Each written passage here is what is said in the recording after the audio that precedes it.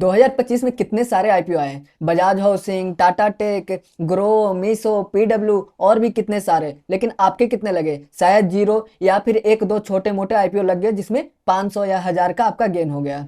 जब आप सुबह उठते हैं और स्टेटस चेक करते हैं और उसमें दिखता है जीरो अलॉटमेंट, तो गुस्सा तो आता है ना। लगता है कि ये सिस्टम ही रिगिड है, ये सिस्टम बनाया गया ही बड़े लोगों के लिए है और हम जैसे रिटेल इन्वेस्टर का सिर्फ पैसा ब्लॉक होता है। मैं आपको खुश करने के लिए झूठ नहीं बोलूंगा, ये सिस्टम रिगिड नहीं है, ये सिस्टम डिजाइंड ही है आपको फेल करने के लिए। Hi, I am Abhishek, a CA final student. आज मैं फाइनेंस की किताब खोलूंगा और आपको बताऊंगा वो बैकएंड एल्गोरिथम जो बैंक वाले आपसे छुपाते हैं। आज हम बात करेंगे वो ब्रूटल ट्रूथ कि आईपीओ आपको क्यों नहीं मिलता है। सबसे पहले बात करते हैं प्योरली मैथ का, नो इमोशन। जब कोई आईपीओ आता है तो उसको तीन हिस्सों में बांटा जाता है। सबसे पहले रहता है क्यूआईबी मतलब बड़े बैंक, दूसरा एनआईआई मतलब एचएनआई या फिर अमीर लोग, और थर्ड रहता है आरआरआई, हम आप जैसे रिटेल इन्वेस्टर। रिटेल इन्वेस्टर के लिए 35% रिजर्वेशन फिक्स रहता है। सुनने में अच्छा लगता है ना, लेकिन प्रॉब्लम रिजर्वेशन नहीं है, प्रॉब्लम है ओवर सब्सक्रिप्शन। मान लीजिए कोई आईपीओ रिटेल इन्वेस्टर के लिए 100 शेयर लाती है, लेकिन उसमें एप्लीकेशन आ जाती है 5000। अब मैथ लगाओ, 5000 मांगने वाले, 100 देने वाले, मतलब रेशियो हो गया 1:50 का। इसका मतलब है हर एक 50 इन्वेस्टर में से सिर्फ एक इन्वेस्टर को अलॉट होगा, बाकी 49 रिजेक्ट होगा। एक गारंटीड है। तो जब आपको अलॉटमेंट नहीं मिलता तो ये मत सोचिए कि आपका किस्मत खराब है। आप ये सोचिए आप उस कैसीनो में खड़े हैं जहां आपके जीतने के चांस पहले से ही 2% है। सेबी का रूल कहता है कि रिटेल कैटेगरी में लॉटरी सिस्टम होगा, मतलब कंप्यूटर एक रैंडम नंबर पिक करेगा जिसमें ना कोई लॉयल कस्टमर बोनस मिलता है, ना कोई लॉजिक चलता है। यहाँ पे रिटेल इन्वेस्टर सबसे ज्यादा गलती करते हैं। ये पॉइंट ध्यान से सुनना, ये आपके हजारों रुपए बचा सकते हैं। लोगों को लगता है कि वो ज्यादा पैसे इन्वेस्ट करेंगे तो बैंक खुश हो जाएगी और हमें शेयर अलॉट कर देगी। लोग 15,000 के एक लॉट लगाने की जगह 2 लाख के 13 लॉट लगाते हैं। As a CA student I can tell you, SEBI does not care about your money. अगर आईपीओ ओवर सब्सक्राइब हो जाता है, जो हर दूसरा आईपीओ हो जा रही है, तो सेबी का एल्गोरिथम स्विच कर जाती है।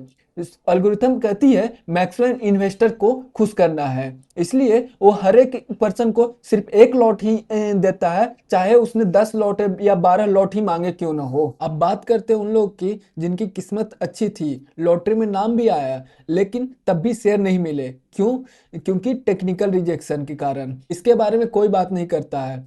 रजिस्ट्रार आपका एप्लीकेशन सीधे गार्बेज में डाल देगा अगर आपने एक कुछ छोटी गलतियां की तो। सबसे फर्स्ट, नेम मिसमैच। आपके पैन पे नाम कुछ और है, बैंक अकाउंट में नाम कुछ और है, तो सीधा आपका एप्लीकेशन रिजेक्ट हो जाएगी। Second, third party UPI. Demat आपका है लेकिन आप उसमें पेमेंट किसी और यूपीआई से कर रहे हैं, लाइक दोस्त के, पेरेंट्स के यूपीआई से कर रहे हैं, तो आपका एप्लीकेशन रिजेक्ट हो जाए। Third, application revoked. अगर आप किसी आईपीओ में अप्लाई करते हैं और किसी भी रीजन से कैंसिल करके फिर वापस से अप्लाई करते हैं, तो बहुत चांस रहता है कि आपका जो लास्ट एप्लीकेशन है वो रजिस्टर्ड ही ना हो। एक कुछ छोटी गलतियां हैं जिनके वजह से हजारों एप्लीकेशन रिजेक्ट हो जाती है। अब सॉल्यूशन क्या है? रोना बंद करते हैं और सॉल्यूशन देखते हैं। मैं आपको बताऊंगा दो तरीके, एक जुगाड़ और एक प्रो लेवल तरीका। अगर आपके पास 4 लॉट खरीदने के पैसे हैं तो चारों लॉट अपने डीमेट अकाउंट से ना खरीदो, उसकी जगह आप अपने फैमिली मेंबर का डीमेट अकाउंट यूज करो और 4 अलग लोगों के डीमेट अकाउंट से अप्लाई करो। इससे आपका अलॉटमेंट का प्रोबेबिलिटी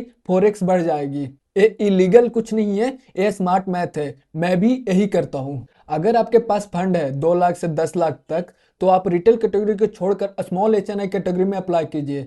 उसमें बहुत कंपटीशन कम रहता है और अलॉटमेंट का चांस बहुत ज्यादा रहता है। बड़े इन्वेस्टर रिटेल की भीड़ में खड़े नहीं होते। देखो दोस्तों, आईपीओ मिलना ना मिलना हमारे हाथ में नहीं है, हमारे हाथ में है सही प्रोसेस से अप्लाई कर। इसीलिए एक ही लॉट अप्लाई करो, साथ ही फैमिली का अकाउंट का यूज करो अगर आप ज्यादा लॉट लगा रहे हैं, और टेक्निकल गलतियां नहीं करो।